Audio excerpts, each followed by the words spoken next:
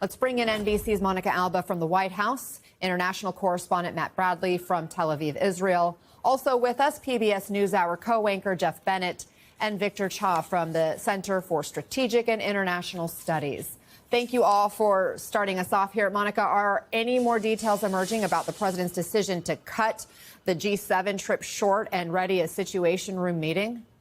Well, look, Anna, the official explanation was that he did need to return to Washington, according to his top White House aides, to deal with very important matters. Specifically, they later attributed that to, quote, what's going on in the Middle East. But the president overnight, as he was returning, landing here just before 5 a.m., was asked by reporters to elaborate on that. And he said he couldn't really share more specific information, but that he wanted to be monitoring it all, saying that Iran still had a chance to try to reach some kind of a, quote, peaceful outcome, that is what he's trying to still push for diplomatically, as challenging and difficult as that might be. But he didn't really offer more details on some of his other really significant comments and posts yesterday, where he warned the entire city of Tehran, more than 10 million people reside there, to evacuate. And all he said about that was that he just wanted to make sure people were, quote, safe. He also said, then refuted some reporting that's out there about the idea that he wanted to push for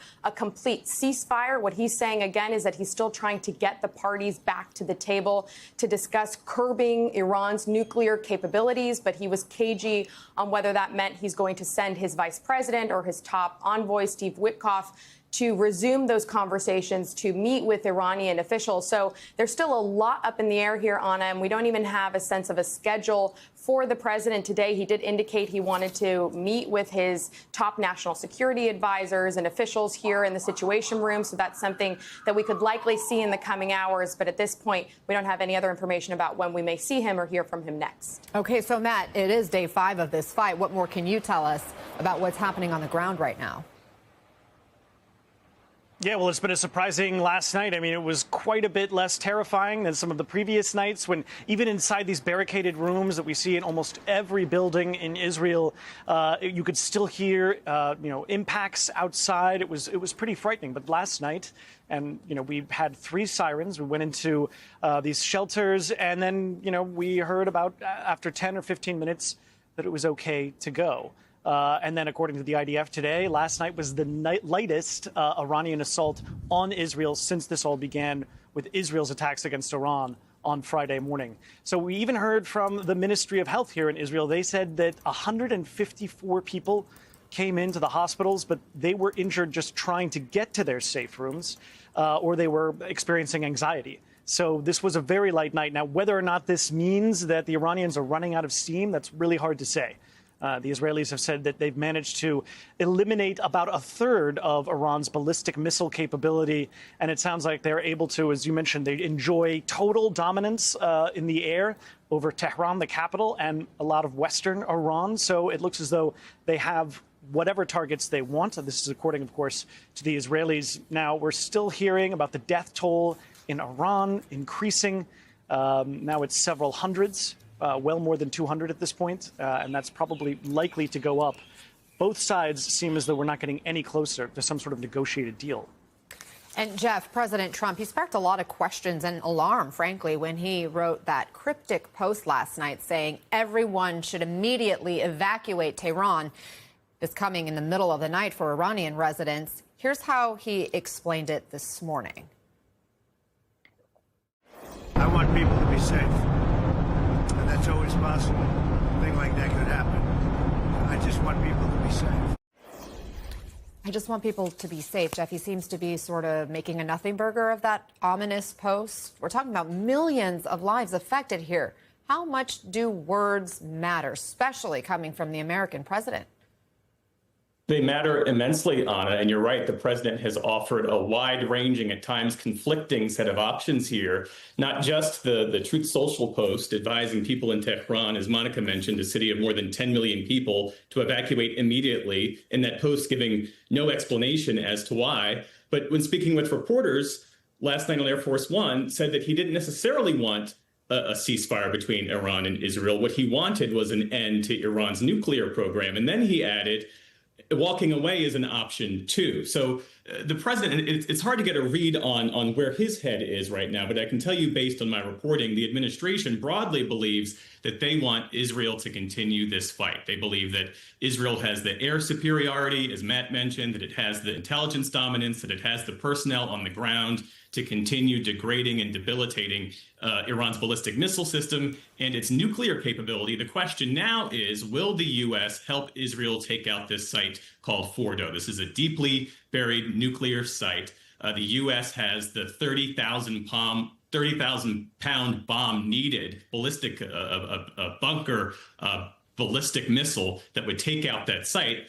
Only the U.S. has that bomb. Israel does not. But if the U.S. were to engage in that way, it would bring U.S. forces directly into this fight. President Trump, as you well know, campaigned against having the U.S. get involved in foreign wars. Well, now Israel v. Iran will certainly be a test of that pledge, Anna.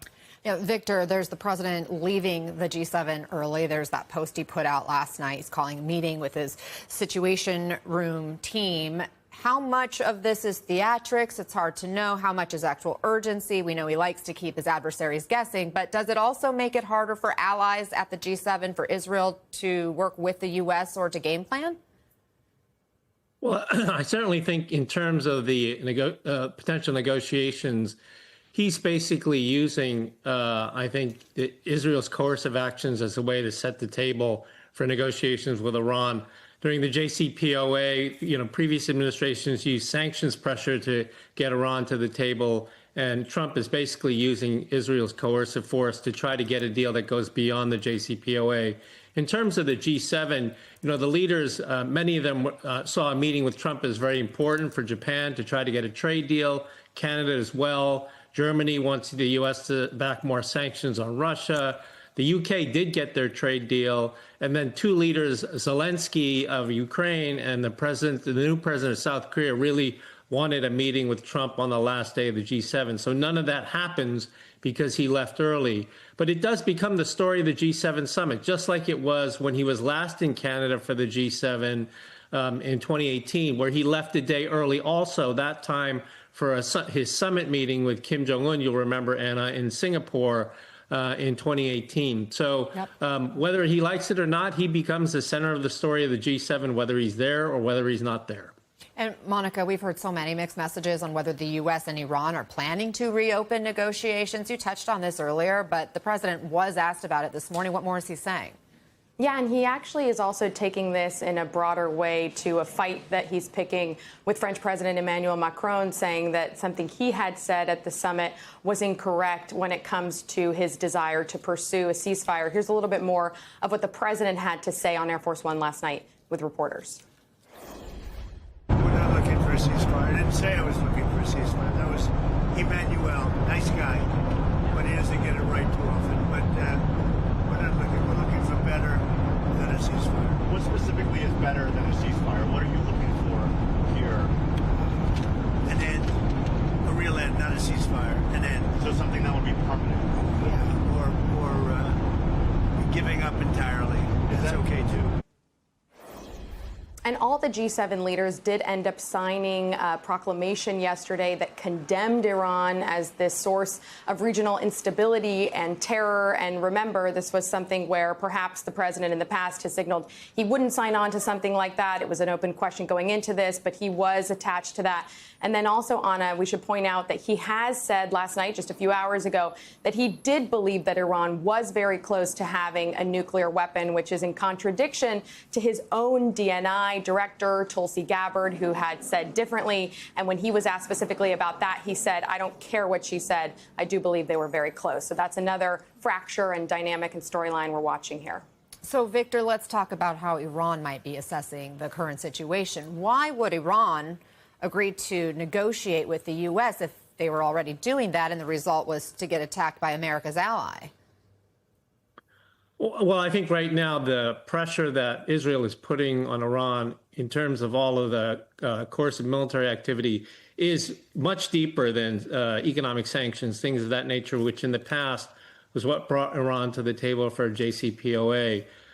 So I think when President Trump says that he's looking not for a ceasefire, but to an end of it all, I think he's referring both to the end of hostilities, but more importantly to a complete, verifiably, and irreversible dismantlement of Iran's nuclear program. I think all the G7 leaders, Israel, the United States, are united on that particular point.